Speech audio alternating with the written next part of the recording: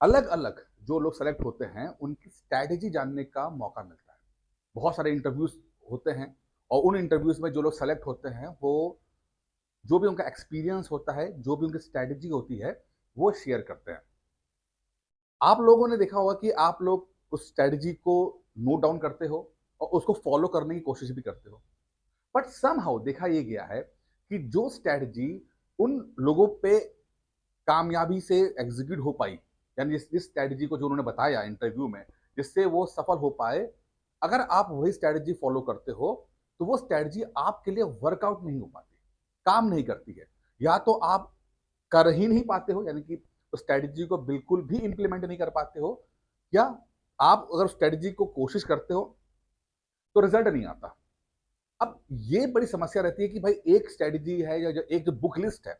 In fact अगर मैं बात करता हूँ कि मैं बुक लिस्ट की बात भी करता हूँ मैं, तो किताबें भी जो हैं, अगर एक व्यक्ति को सफल कर रही हैं तो दूसरे व्यक्ति को सफल नहीं कर रही हैं। ये गुत्थी जो है वो 99.9% स्टूडेंट के साथ ये गुत्थी जो है सॉल्व नहीं हो पाती और ये बहुत परेशान रहते हैं। इस कारण से एक जगह से दूसरी जगह तीसरी जगह भागते रहते हैं। अब इस बारे में मेरा पॉइंट ऑफ व्यू क्या रहता है, मैं आपको बताऊंगा जिसमें कि मैं इसको किस तरह देखता हूं।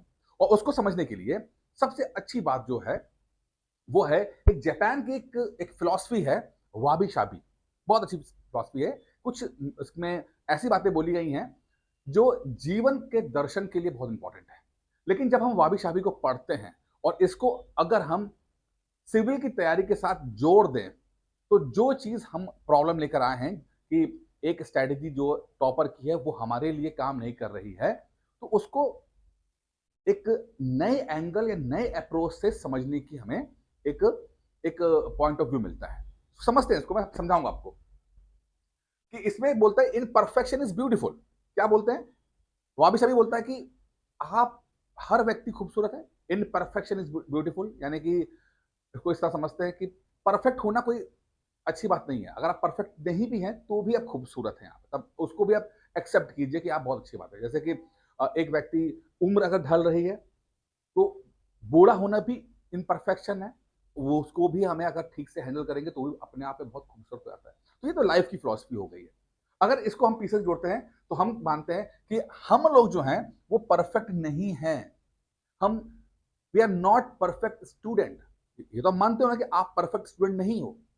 आपका जो बैकग्राउंड रहा, एजुकेशन बैकग्राउंड रहा, स्कूल रहा, कॉलेज रहा, वो समहाउ परफेक्ट तरीके से उन्होंने अपना काम नहीं किया, इसलिए बहुत सारे प्रॉब्लम्स आपकी पढ़ाई में हैं। बहुत सारे फंडामेंटल बेसिक प्रॉब्लम्स आपकी पढ़ाई में है। ठीक है? वो समय के साथ जब आप और बढ़ते गए तो चीजें बढ़ती गई हैं। स्कूल, कॉलेज इन्होंने ठीक से काम नहीं किया, और जब आप सिविल की तैयारी करते आते हो तो आप क्या देखते हो कि आपके तो बेसिक्स ही मजबूत नहीं है।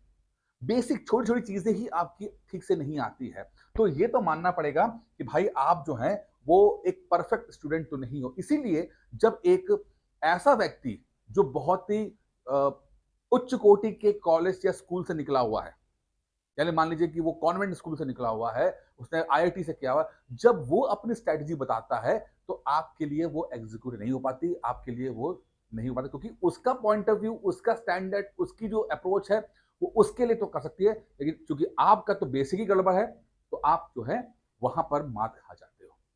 अब हमें जब समझते हैं कि हम लोग इनपरफेक्ट हैं, तो हमें यह भी समझना पड़ेगा कि हमें धीरे धीरे एक ऐसा अप्रोच डेवलप करना है कि हम अपनी जो गलतियां कर रहे हैं पहले तो उसको सुधार करें, लर्न फ्रॉम आवर मिस्टेक्स। क्योंकि हो सकता है जिस व्यक्ति, जो हमें व्यक्ति बहुत अच्छा लगता है, जो आईएएस बन गया है, वो टॉपर ने अपनी जब बात बोली हमें तो मजा तो आ गया, लेकिन हमने ये नहीं देखा टॉपर भैया उसका स्कूल क्या था, उसका कॉलेज कौन से पास आउट था, उसका अपना बैकग्राउंड क्या था, वो तो देखा नहीं हमने। हम बस को देख रहे हैं कि हाँ भाई ये तो आईएएस बन गया, बहुत कितनी अच्छी बात है, क्या अच्छी बातें बता रहा है। लेकिन वो जो देखने में अच्छा लग रहा है, प्रैक्टिकली आपके लिए वो फ्रूटफुल नहीं हो रहा। ठीक है? तो आपको तो अपने मिस्टेक से सीखना पड़ेगा। अब जैसे छोटी एग्जांपल लेते हैं कि 70% जो लोग पीसीएस बनते हैं, 70% जो बनते हैं पीसीएस बनते हैं, ये एक मोटा मोटा आंकड़ा समझिए, वो 30 साल से ऊपर के ही लोग होते हैं। अब ये 30 साल के जो लोग हैं, बहुत सारे लोग आते हैं बोलते हैं कि सर क्या 30 साल के बाद पीसीएस बन सकते हैं, एसडीएम बन सकते हैं? मैं कह रहा हूं भाई डेटा देखो ना, 30 प्लस वाले जो लोग हैं वो मैक्सिमम लोग पीसीएस बनते हैं 30 साल की उम्र होने के बाद। ठीक है, अब इसके पीछे एक बहुत बड़ा लॉजिक देखिए कि 32 साल तक तो आईएएस की एज लिमिट होती है। जब वो आईएएस की एज लिमिट क्रॉस कर जाते हैं तब वो पीसीएस में आते हैं, तो पीसीएस बनते बनते भी उनको 34-35 साल हो जाता है। वो व्यक्ति जो आईएएस की तैयारी कर रहा होता है वो 35 साल की उम्र में पीसीएस बनता है। एक मोटा मोटा आपका एग्जाम्पल देने की कोशिश कर रहा हूं। अब ऐसा व्यक्ति जो 30 साल का व्यक्ति है, उसको 21 साल या 22 साल या 23 साल के व्यक्ति की स्ट्रैटेजी काम करेगी उसके लिए? नहीं करेगी, बिल्कुल नहीं करेगी। एक 21, 22 साल, 23 साल के व्यक्ति का जो अप्रोच होता है वो अलग है। 30, 32, 35, 40 साल के व्यक्ति का अप्रोच अलग हो जाता है, इसलिए वो वर्कआउट नहीं कर पाता। ये आपको मैं प्रैक्टिकल प्रॉब्लम बता रहा हूं, इस पे कोई ज्यादा लोग बात नहीं करते हैं। मैं आपको वो बता रहा हूं कि जो रियलिटी है, हम जो देखते हैं बाहर बहुत अच्छा लगता है, लेकिन सच्चाई में जब आते हैं तो कहते हैं ना, डेविल लाइज इन डिटेल। जब हम डिटेल में आते हैं तब असली शैतान पता लगता है कि जो 22 साल का, 23 साल का, 24 साल का जो आईएएस बना हुआ है, वो उसकी स्ट्रैटेजी, उसका अप्रोच 35 साल के आदमी पे काम नहीं करेगा। और ये कहें कि 35 साल वाला व्यक्ति 21-22 साल के व्यक्ति की स्ट्रैटेजी को ठीक से एग्जीक्यूट भी नहीं कर पाएगा। ये ज्यादा कहना सही रहेगा। ठीक है, अच्छा अब आगे बढ़ते हैं। दूसरा जो फिलॉसफी है वो है प्रोग्रेस नॉट परफेक्शन। इस बात पे ध्यान देना है कि हम प्रोग्रेस पे ध्यान दें। परफेक्ट तो बन सकते नहीं हम लोग, हम तो परफेक्ट है ही नहीं भाई, ईश्वर को छोड़ के कोई परफेक्ट नहीं है। तो प्रोग्रेस को हमें ध्यान देना है। अब कैसे देंगे ध्यान भाई प्रोग्रेस को? जब हम ये देखते हैं कि 80% लोग जो दिल्ली जाते हैं, दिल्ली जाकर, मैं आपको आंकड़ा दे रहा हूं, ये आंकड़ा बहुत ही अच्छा आंकड़ा है और समझने वाला है कि 80% स्टूडेंट जो दिल्ली जाते हैं और बड़ी बड़ी कोचिंग ज्वाइन करते हैं, बड़ी बड़ी कोचिंग जिसकी फीस 1.5 लाख 2 लाख रुपए होती है, 80% लोग मात्र 3 महीने के अंदर कोचिंग छोड़ देते हैं, पढ़ाई छोड़ देते हैं। अब ये क्या मतलब है? क्या कोचिंग पढ़ा नहीं रही है? पढ़ा रही है साहब, वो उन्होंने जो प्रॉमिस किया वो पढ़ा रहे हैं, बट बच्चा नहीं पढ़ पा रहा, स्टूडेंट नहीं पढ़ पा रहा। कैसे पढ़ेगा भाई? स्कूल उसका ठीक से हुआ नहीं है, कॉलेज वो ठीक से हुआ नहीं है, बैठने की क्षमता नहीं है, क्लास में कभी बैठा नहीं है। अचानक से जब वो किसी बड़ी कोचिंग में आता है तो ना तो उसको कुर्सी पर एक ही जगह बैठने की क्षमता उसके अंदर कि 6-8 घंटे बैठ पाए, या वो 6-8 घंटे पढ़ पाए, क्योंकि आज तक तो पढ़ा ही नहीं है उसने। ठीक है, और दूसरा उसके फंडामेंटल्स भी मजबूत नहीं है, बेसिक मजबूत नहीं है। तो जब अच्छी खासी बातें होती है, टीचर पढ़ाता है तो पल्ले नहीं पड़ता उसके, और 2-3 महीने के बाद वो उसके लिए क्लास अटेंड करना एक टॉर्चर का सामना करना होता है, टॉर्चर बन जाता है। ये प्रैक्टिकल चीज है। प्रॉब्लम क्या है कि माता पिता सोचते हैं कि मेरा बच्चा ने अच्छा स्कूल नहीं किया, कॉलेज नहीं किया, लेकिन अब इसका पाप कैसे धोएंगे? तो पाप धोने के लिए क्या है, कोचिंग को ज्वाइन करा देते हैं और 2 लाख रुपए यूं फेंके मुंह मारेंगे कोचिंग पे और बोलेंगे बनाओ आईएएस पीसीएस मेरे बच्चे को। मतलब माता पिता अपनी जिम्मेदारी जो है कोचिंग पे डाल रहे हैं, कोचिंग वाले भी कहते हैं हाँ हाँ ठीक है लाओ पैसे दो, हम करेंगे।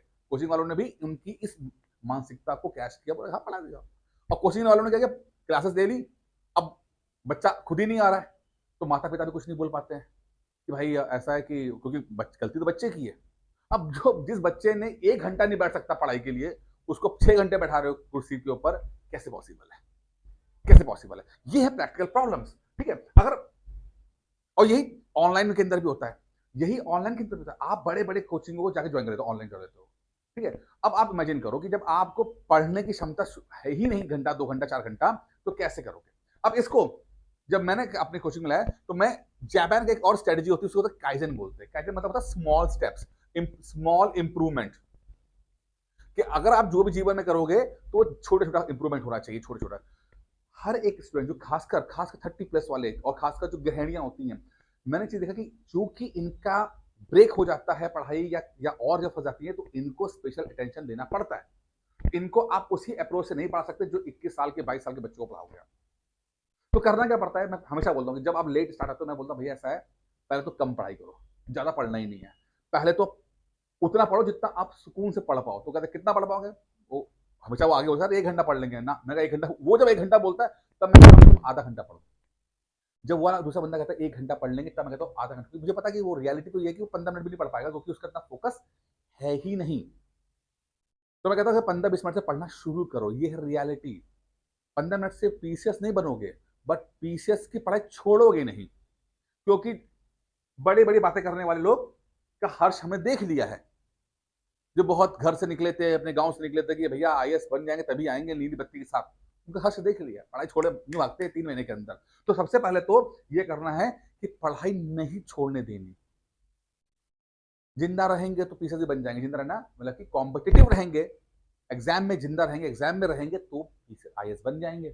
तो पहला तो ये है कि हम पहले पढ़ाई छोटे लेवल पे शुरू करें, फिर जब आधे घंटे की पढ़ाई हो जाए तब उसको भी 1 घंटा करें, 1 घंटा पढ़ लिए तो 2 घंटा, डेढ़ घंटा पढ़े, डेढ़ घंटे 2 घंटा पढ़े। तो ये तरीका होता है काइज़न, स्मॉल इम्प्रूवमेंट। अब इसको हमें ऑब्ज़र्व करना पड़ता है, इसको हमें देखना पड़ता है कि वो व्यक्ति वो काम कर रहा है कि नहीं कर रहा है। और ये काम फिर धीरे-धीरे इम्प्रूवमेंट के साथ चीज़ें चलती हैं, तो जो व्यक्ति पढ़ रहा होता है, स्टूडेंट पढ़ रहा उसको भी अपनी तैयारी के अंदर कॉन्फिडेंस आता है। अब यहाँ पे वो बात नहीं कि एक जगह खड़े होकर किसी ने इंटरव्यू दिया कि मैंने फला किताबें पढ़ी, मैंने कुरुक्षेत्र पढ़ा, मैंने योजना पढ़ी, मैंने फलाना पढ़ा, मैंने ढिमकाना पढ़ा, मैंने हिंदू पढ़ा, इंडियन एक्सप्रेस पढ़ा। अरे भाई ठीक है, पढ़ा होगा, आप तुम पढ़ सकते हो, गलत झूठ नहीं बोल रहे हो, बट क्या मैं खुद पढ़ सकता हूँ क्या? ये समझने वाली बात है, ठीक है? तीसरी बात जो बोलते हैं, वाइफ भाभी बोलता है कि सिंप्लिसिटी इज स्ट्रैटेजी। सिंपल रहना स्ट्रैटेजी है। यकीन मानिएगा, सिविल सर्विस खासकर पीसीएस की तैयारी में पढ़ाई बहुत सिंपल है। ये मेरा व्यक्तिगत अनुभव। पीसीएस की पढ़ाई में पढ़ाई बहुत सिंपल है, हाँ बाकी काम मुश्किल है। बाकी काम मुश्किल क्या है? Mindset, thought process, family, society, ठीक है? ये सब चैलेंजिंग होता है। पैसा कमाना, ठीक है? ये सब चैलेंजिंग, पढ़ाई चैलेंजिंग नहीं है। तो अगर आप पढ़ाई को सिंपल रख पाए, यकीन मानिएगा, अगर आप पढ़ाई को सिंपल रख पाए, बहुत हाई फाई कुछ नहीं, पीसीएस की पढ़ाई यकीन मानिए आपको हाई फाई की जरूरत ही महसूस नहीं होगी। मैं हमेशा कहता हूं पीसीएस प्री में, अगर प्री की बात करते हैं, 3 तरह के सवाल आते हैं, इजी, मीडियम और हार्ड। हम अगर सिर्फ इजी और मीडियम क्वेश्चन पे फोकस कर दें और कभी भी हार्ड क्वेश्चन चले जाए, तब भी हमारा एग्जाम क्रैक हो जाएगा। और यकीन मानिएगा, यही स्ट्रेटजी मैं अपने स्टूडेंट्स का, भैया सिंपल पढ़ाई कर ले, आसान वाला कर ले, गलत नहीं करना। क्योंकि आप पीसीएस इसलिए नहीं बन पा रहे क्योंकि आप मुश्किल सवाल नहीं करके आ रहे हो। ये नहीं कि आप मुश्किल सवाल आपसे गलत हो रहा है ना, आप आसान क्वेश्चन गलत करके आ रहे हो, इसलिए आपका एग्जाम क्रैक नहीं हो रहा। सच्चाई ये है कि आपका जो जो एफिशिएंसी है, यानी कि क्वेश्चन को सही करने की जो दर है, वो बहुत खराब है। जहां पर आसान सवाल को आपको 90% से 100% सही कर देना चाहिए, वहां पर आप मात्र 50% या 60% पे कर रहे हो, तो कैसे चलेगा भाई?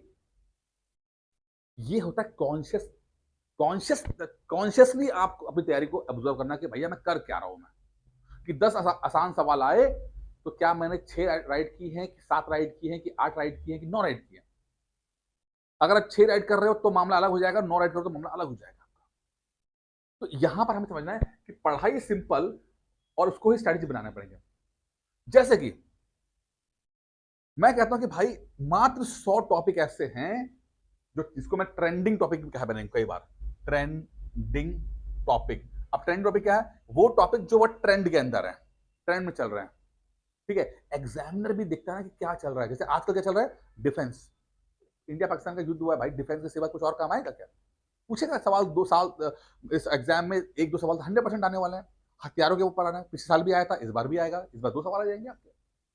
तो जो ट्रेंड कर रहे हैं उन टॉपिक्स को अगर आप पकड़ लें, अगर मान लेते हैं 500 टॉपिक, टोटल टॉपिक 500 हैं पीसीएस के अंदर, पीसीएस प्री के अंदर 500 टॉपिक हैं, तो 100 टॉपिक अगर आप फोकस कर लें, ठीक है, उसको ठीक से पढ़ लें और ये कोशिश करें कि भाई ये गलत नहीं होना चाहिए, गलत नहीं होगा, ठीक है, और बाकी 400 टॉपिक हम नॉर्मल तरीके से पढ़ लें, 100 टॉपिक अच्छे तरीके से पढ़ लें, 400 टॉपिक नॉर्मल तरीके से पढ़ लें, तो हम देखते प्री यूं निकल जाएगा। इन 100 टॉपिक में से आपकी एफिशिएंसी अगर 70% भी रह गई, यानी 70 क्वेश्चन आपने यहां राइट कर दिए और बाकी 50 क्वेश्चन में आपने 20 भी राइट कर दिए, तो 90 क्वेश्चन बन गए आपके। क्या चाहिए? पढ़ाई simple, exam is simple, literally simple. Problem क्या है कि आप काम को मुश्किल तरीके से अंजाम देना चाहते हो, और मेरा कहना है कि जरूरी नहीं है कि हर काम को मुश्किल तरीके से करेंगे तभी सफल होंगे। नहीं, हर काम को आसान तरीके से करेंगे तो भी सफल हो सकते हैं, कोई दिक्कत नहीं है। बस ये समझने की कोशिश कर रहा हूं। अब जैसे यूपीएससी में अभी आईएएस का पेपर आया, प्री का पेपर हुआ, अभी 2-4 दिन पहले हुआ, ठीक है? अब यहाँ पे कुछ टॉपिक रिपीट हुए, आरबीआई के 2 क्वेश्चन आ गए, ठीक है? महाजनपद का सवाल आया, टाइटल्स का सवाल आया। अब ये क्या है? यही जो ट्रेंडिंग टॉपिक है, क्योंकि एग्जामिनर, जो यूपी पीसीएस का एग्जामिनर है, वो इन टॉपिक्स को देख रहा है। हमें करना क्या है? हमें आरबीआई ठीक से पढ़ लेनी है। मैं यहाँ पे नहीं कह रहा कि जो यूपीएससी में सवाल पूछा गया था वही रिपीट हो जाएगा ना, हो सकता है हो जाए, बट वो 10% संभावना है। 90% संभावना क्या है कि आपका टॉपिक रिपीट हो जाए। वही इसी को मैं बोलता हूं ट्रेंडिंग टॉपिक, ये 100 टॉपिक्स के अंदर सिंपल तरीका कि साल 2 साल में जो इंपॉर्टेंट चीजें घटनाएं घटी हैं, जो टॉपिक्स ट्रेंड कर रहे हैं, उसको हम ठीक से कर लें यार बस। वो गलत नहीं होना चाहिए, उसका अप्रोच। तब देखो एग्जाम कैसे क्रैक नहीं होता। हम क्यों इतनी फालतू की मेहनत कर रहे हैं, क्यों कर रहे हैं भाई इतनी मेहनत। Last but not the least, impermanence. कोई भी चीज परमानेंट नहीं है, आपका दुख भी परमानेंट नहीं है। Except the time cycle. Time cycle को तो मानना पड़ेगा। समय का जो पहिया है ना, वो चलता रहता है। क्या है पीसेस के समय के साथ, ये है आपका टाइम साइकिल। एक व्यक्ति जब स्टार्ट करता है, एक बच्चा, तो पहला साल जिसको मैं कहता हूं गेस्टेशन पीरियड, जैसे एक माँ अपने गर्भ में बच्चे को रखती है, गर्भ में रहती, गर्भ धारण करती है।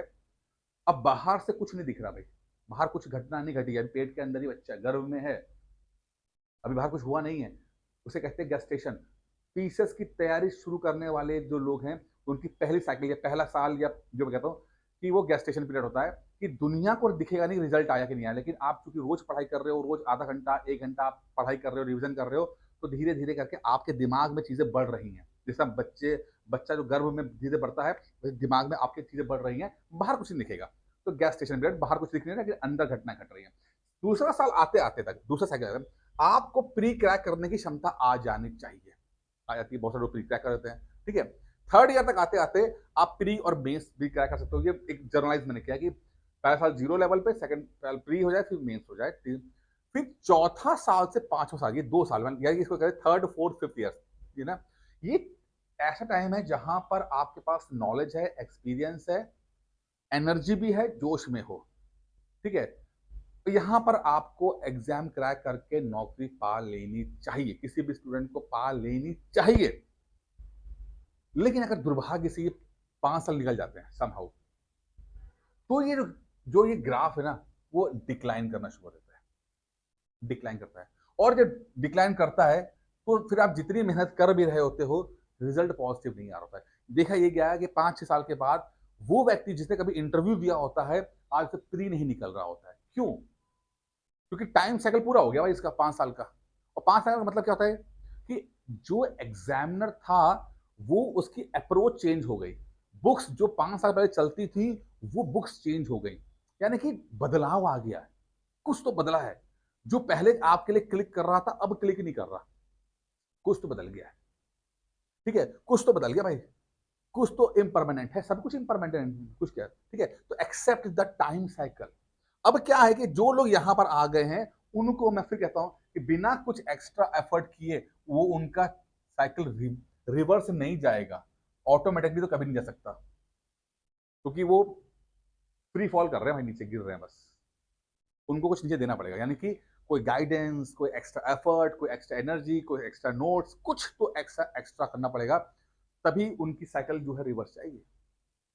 तो ये कुछ चीजें ऐसी रही हैं वाबी शाबी की, जो मैं पीसीएस का जोड़ना चाहता हूँ। इसीलिए फिर कह रहा हूँ कि जरूरी नहीं है कि एक बंदा जो 22-23 साल की उम्र में टॉपर बन गया, आईएएस बन गया, उसकी स्ट्रेटेजी एक 40-45-35-40 साल के व्यक्ति के या महिला के लिए भी वर्कआउट करेगी। नहीं कर सकते, नहीं कर सकते, ठीक है। खैर, अब पीसीएस की तैयारी जो करने वाले लोग हैं, जो यूपी पीसीएस की तैयारी कर रहे हैं, उनके लिए बताता हूँ मैं आपको थोड़ा सा कि मैंने कॉन्शियस बैच, इसी जो वाबी शाबी वाले फंडे के ऊपर मैंने एक कॉन्शियस बैच स्टार्ट किया। अब चूंकि 120 दिन रह गए हैं, ठीक है, तो प्री के लिए एक किया, जिसमें मैं चाहता हूं कि जो 100 टॉपिक जो मैंने वर्क नोट डाउन किया, उन 100 टॉपिक पे हम ज्यादा एक्स्ट्रा ध्यान लगाएं। सिर्फ 100 टॉपिक, ज्यादा कुछ नहीं, 120 दिन 100 टॉपिक तैयारी करेंगे मस्त होकर, वीडियोस, पीडीएफ, टेस्ट के माध्यम से हम बार बार रिविजन करेंगे चीजों को लेकर, देखते क्यों नहीं निकलता एग्जाम, ठीक है। तो ये 100 टॉपिक्स रहेंगे, इसको मैं हर तरह के हिसाब से कराऊंगा मैं आपको, ठीक है। इसकी छोटी फीस रखी है मात्र 2499, एक फीस है इसकी। अगर आप इंटरेस्टेड है तो इस नंबर पर कॉल कर सकते हैं, 9919521555 पे कॉल करके इस कोर्स को ज्वाइन कर सकते हैं। अभी तक आपने अपने तरह से देख लिया करके, जो भी रिजल्ट अच्छा हो रहा है आपको जानते हो, इस बार थोड़ा चेंज करके देखिए, क्या पता चेंज हो जाए। क्योंकि आइंस्टाइन क्या कहते हैं कि आप वो बेवकूफ़ वो लोग हैं जो रोज़ एक ही तरह का काम करते हैं और सोचते हैं कि रिज़ल्ट अलग आए। अरे भाई, जब इनपुट एक जैसा है, तो आउटपुट भी एक जैसा ही होगा। पिछले 4 साल से आप इनपुट एक तरह से दे रहे हो, तो आपका आउटपुट भी एक तरह से आ रहा है। इस बार थोड़ा-सा इनपुट अलग डालिए, क्या पता आउटपुट चेंज हो जाए। धन्यवाद दोस्तों।